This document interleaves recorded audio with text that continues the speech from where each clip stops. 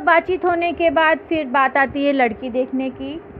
तो रामस्वरूप बेटी को बुलाते हैं। उमा तस्तरी में नाश्ते के बाद, चाय नाश्ते के बाद पान लेकर उन लोगों के सामने आती है। उसके पिताजी ने तो मना किया था, लेकिन फिर भी वो लड़की अपने आँखों पर चश्मा लगा कर आ जाती, जिसको देखकर, आँखों पर चश्मा देखकर ही दोनों बाप बेटे चौंक जाते हैं। गोपाल प्रसाद संदेह प्रकट करते हैं, मतलब उनको शक हो जाता है कि भाई इस लड़की की आंखों पर चश्मा क्यों है। कहीं इस चश्मे का कारण यह तो नहीं है कि इसने अधिक पढ़ाई की है, क्योंकि उन्होंने पहले बोला भी था कि मैंने सुन रखा है कि आपकी बेटी अधिक पढ़ी लिखी है। तो उन्हें संदेह हो जाता है कि ये लड़की अधिक पढ़ाई तो नहीं की है, जिसके कारण उसके आंखों पर चश्मा लग गया है।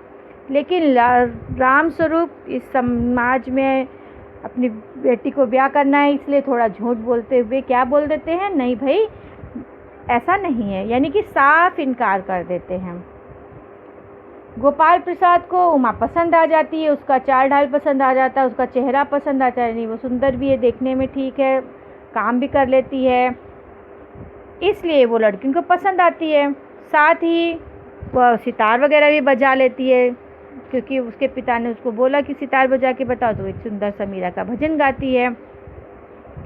और वो जब मीरा का भजन गाने बैठ जाती है, तभी इसी बीच गाते गाते, अभी लड़की थी चूँकि, तो वो डायरेक्ट शंकर को देख नहीं पा रही थी, इसलिए नीचे देख रही थी। लेकिन जब सितार बजाते हुए, मीरा का भजन गाते हुए वह मगन हुई, तभी उसकी बीच में उसकी आंखें शंकर की झेपती आंखों से मिल जाती है।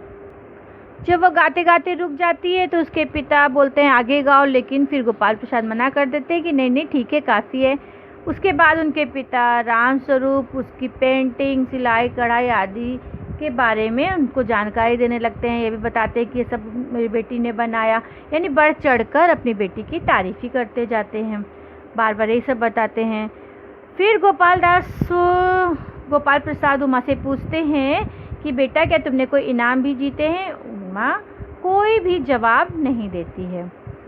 रामस्वरूप जोर डालते हैं कि भाई कुछ तो बोलो, क्योंकि गोपाल प्रसाद का कहना रहता है कि कुछ उसको भी बोलने दो, वो क्या बोलना चाहती है जरा वो भी बोले तो वो भी मुँह खोले। फिर रामस्वरूप ज़्यादा जोर डालते हैं तो वह दृढ़ स्वर में कहती है कि मैं क्या कहूँ, लड़की को तो कुर्सी मेज की तरह खरीदार को दिखा दिया जाता है, उससे उसकी कोई अनिच्छा इच्छा के बारे में पूछा ही नहीं जाता। क्या लड़कियों के दिल नहीं होता, उनके हृदय को ठेस नहीं पहुंचती? लड़कों के बारे में कोई क्यों नहीं पूछता? फिर वो शंकर के बारे में बोलती है कि यह साहबजादे लड़कियों के हॉस्टल के आसपास घूमते थे, और एक बार उन्होंने देखा कि उसको हॉस्टल के बाहर से भगाया भी गया था। जब वो हॉस्टल के बाहर पकड़े गए थे, यानी शंकर जी हॉस्टल के बाहर, लड़कियों के हॉस्टल के बाहर पकड़े गए थे, तो नौकरानी के पैरों में पड़ गए थे और अपना मुंह छिपाकर किसी तरह जद बचाकर वहाँ से भाग गए थे।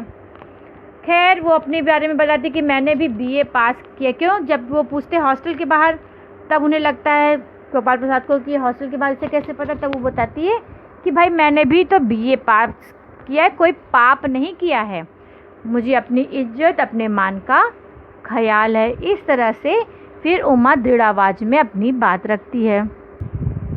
उमा की ये सारी बातें सुनकर गोपाल प्रसाद बहुत ही क्रोधित हो जाते हैं और रामस्वरूप से कहते हैं कि आपने मेरे साथ बहुत बड़ा धोखा किया। आपकी बेटी ग्रेजुएट है, बीए पास है, और आपने बोला वो लड़की मेरी मैट्रिक तक ही पढ़ी है। मैं चलता हूँ। और दोनों बाप बेटे दरवाजे की तरफ जाने लगते हैं। तब उमा कहती है गोपाल प्रसाद से कि हाँ ज़रूर जाइए और घर जाकर पता लगाइए कि आपके बेटे की रीढ़ की हड्डी भी है या नहीं, रीढ़ की हड्डी यानी बैकबोन है या नहीं। गोपाल प्रसाद के चेहरे पर बेबसी और क्रोध का भाव आ जाता है और शंकर का चेहरा रुआसापन से भर जाता है। दोनों बाहर चले जाते हैं और उमा रोने लगती है। यहाँ पर यह एकांकी ख़त्म होती है।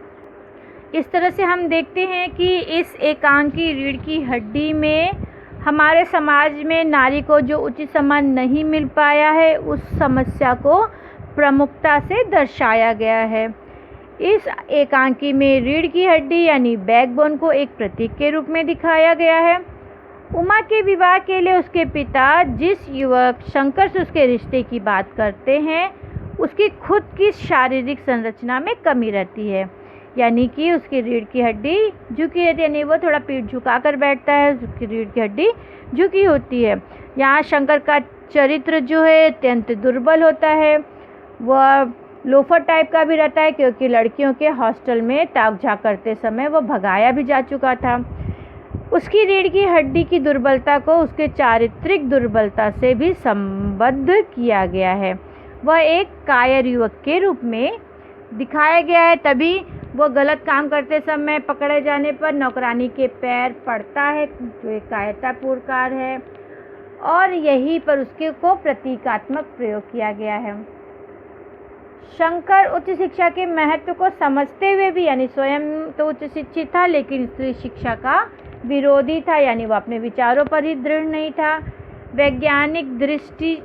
वैचारिक दृष्टि से देखा जाए तो यह भी एक तरह से उसकी रीढ़ की हड्डी की कमजोरी की सांकेतिक अर्थ को प्रदान करती है। इस प्रकार हम देखते हैं कि यह कथा वस्तु अपने काम में, अपने उद्देश्य में सफल होती है।